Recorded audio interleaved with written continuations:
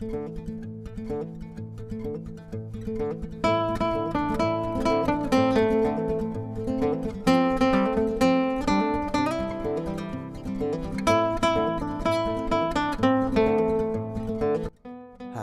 assalamualaikum warahmatullahi wabarakatuh. Jumpa lagi ya sama saya si Tenisi Deso.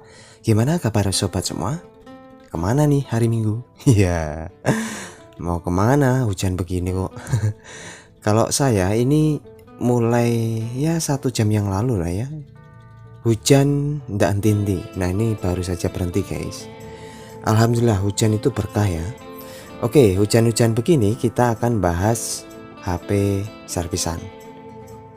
Jadi saya mendapatkan servisan dan kita akan lihat ya kasusnya apa.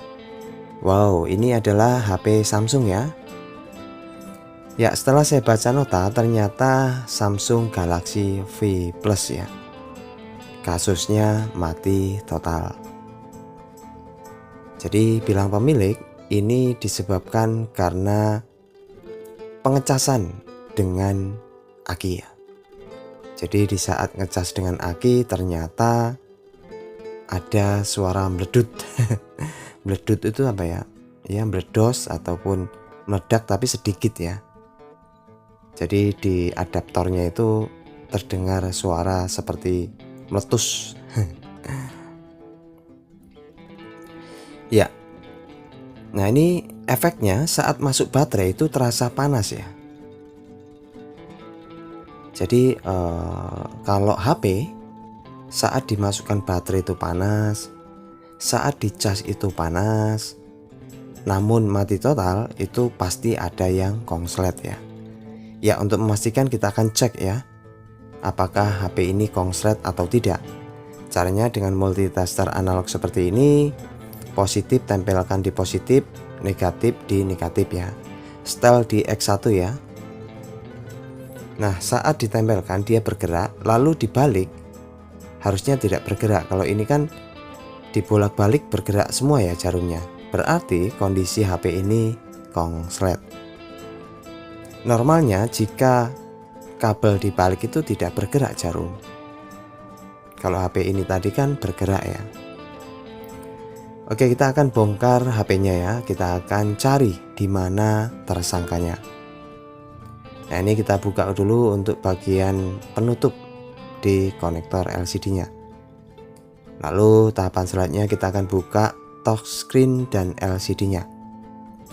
Karena kita harus buka LCD ya saat kita angkat mesin. Jadi tahapannya itu ya seperti ini ya. Kalau di Samsung itu bongkar mesin aja kita harus angkat dulu LCD-nya. Nah untuk angkat LCD ya kita buka touchscreen dulu dengan bantuan blower ya. Ataupun jika tidak punya blower bisa bantu dengan hair dryer. Ataupun jika nggak punya hair dryer bisa hati-hati dengan cairan thinner ya. Tuangin saja, tunggu hingga dia itu lemnya bisa kita buka. Ya untuk pembukaan touchscreen saya biasa gunakan blower di setelan anginnya itu 3, panasnya 0,5 ya atau 1 juga bisa. Yang penting hangat ya. Diseset hingga dia bisa kita jengatkan seperti ini. Dan hati-hati untuk touchscreen nyambung ke LCD ya untuk touchscreen fleksibelnya. Lalu kita buka bautnya dan kita buka untuk bagian tulangan tombol home-nya. Ya ini sudah terbuka, lalu kita akan angkat LCD ya. Untuk LCD yang belum pernah dibongkar lumayan susah ya, kita tambahin cairan thinner di bawahnya supaya gampang kita bukanya ya. Nah ini sudah terbuka dan ya ini kita amankan dulu karena kita fokus ke bagian mesin ya yang kongslet. Nah masih ada baut ya. Setelah baut dibuka lalu ya tinggal jengatkan saja mesinnya. Iya. Oke, ini sudah mulai terjengat dan kita akan copot bagian penutup kalengnya. Dan ini sudah terbuka ya. Oke, kita akan mulai ya, cari di mana tersangkanya. Untuk mencari tersangka bagian mana yang konslet, ada trik khusus ya. Nah, ini kita pastikan dulu bahwa mesin ini konslet ya. Seharusnya jika begini itu bergerak, jika dibalik itu diam. Kalau ini kan bergerak, berarti mesin ini konslet. Are you ready? Kita akan lakukan nyari tersangkanya. Bantu dengan baterai bekas. Ya, cari bagian positif negatifnya. Yang kabel negatif sambungkan ke kuningannya. Lalu yang kabel positif tempelkan di konektor positifnya dan lihat apa yang terjadi. Nah, ini biasa disebut dengan suntik tegangan. Jika tersangkanya kecil ataupun besar, itu pasti ada efeknya ya. Dan kita mulai, boom, wow, meledak deh guys. Ada asap ya. Kita coba lagi. Apakah masih? Oh, sudah tidak berasap. Itu artinya sudah jebol. Jadi suntik tegangan ini artinya suntik beberapa ampere masuk dipaksa sehingga bagian yang konslet itu akan meletus ya, sehingga mengeluarkan asap. Oke, kalau sudah tidak berasap, kita cek. Copot dulu untuk sambungan dari tadi ya, dari baterainya. Nah, tentukan bagian mana tadi yang berasap. Setelah saya cek, ternyata kapasitor ini yang berasap. Kita tinggal congkel ya, atau buang. Di saat saya nyuntik tadi hingga dia terbakar, artinya ini sudah mati jalurnya. Dia sudah hangus, kita bisa congkel langsung.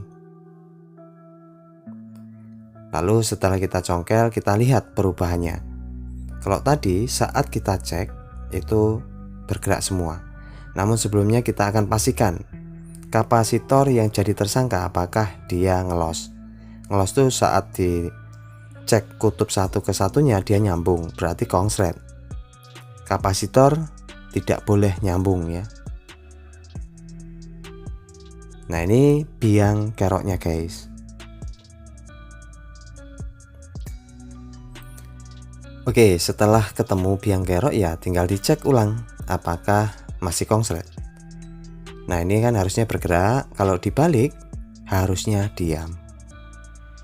Nah, itu jarum diam ya, artinya mesin tidak konslet lagi guys. Oke, alhamdulillah kasus sudah ditemukan tersangkanya. Nah, ini kita langsung tes ya, kita langsung coba. Jadi untuk kasus-kasus konslet itu trik yang paling mudah ya, gunakan baterai bekas untuk suntik tegangan, atau yang biasa kita sebut dengan MBR itu juga bisa dibeli ya. Oke, kita langsung coba nyalakan apakah mau nyala. Bismillahirrahmanirrahim. Wah, alhamdulillah guys, Samsung Galaxy V Plus. Nah, ini termasuk HP sejuta umat ya, karena saya pun juga pernah menggunakan. Sebelum menggunakan ini pasti sebelumnya menggunakan Samsung Galaxy V, lalu upgrade sedikit menjadi V Plus. Ya, ini aman, terkendali ya, sudah nyala. Oke, kita tinggal rapikan ya. Jadi pada intinya kasus konslet itu bisa kita ketahui dengan cara masukkan baterai HP menjadi panas, ataupun saat dicas itu HP panas namun kondisi mati ya, atau rusak. Nah, untuk beberapa kasus konslet itu ada beberapa tahapan ya, atau ada beberapa jenis. Ada yang namanya konslet penuh seperti yang sudah kita bahas di HP ini. Konslet penuh itu saat dibalik dia juga mentok jarumnya atau full. Ataupun konslet kecil ataupun sedang. Jadi konslet itu ada yang full, ada yang kecil ataupun sedang ya. Nah, ini untuk kasus-kasus konslet kita menerimanya itu kan kadang wah ini konslet ini kan wah ribet ini caranya. Gimana solusinya? Konsletnya apa dulu? Full atau tidak? Kalau full ya gampang. Modalnya baterai bekas bisa teratasi. Jika punya uang lebih ya beli MBR ya. Minimal 10 ampere itu mantap guys. Namun jika untuk pemula budget terbatas ya cari baterai tablet ya. Minimal 2,5 ampere atau lebih ya. Atau biasanya 2500 mAh ya. Itu bisa digunakan untuk MBR. Biasanya dari baterai tablet ya. Lalu cari positifnya sebelah mana, negatifnya sebelah mana, bikin kabelan. Contohnya kalau positif ya pakai yang kabel merah, yang negatif hitam gitu ya. Namun sebelumnya short atau papan PCB yang ada di baterai itu dilepas dulu. Ya, ini sudah proses pemasangan ya, jadi sudah dikembalikan seperti awal karena HP ini sudah sehat walafiat ya. Biang keroknya sudah kita temukan.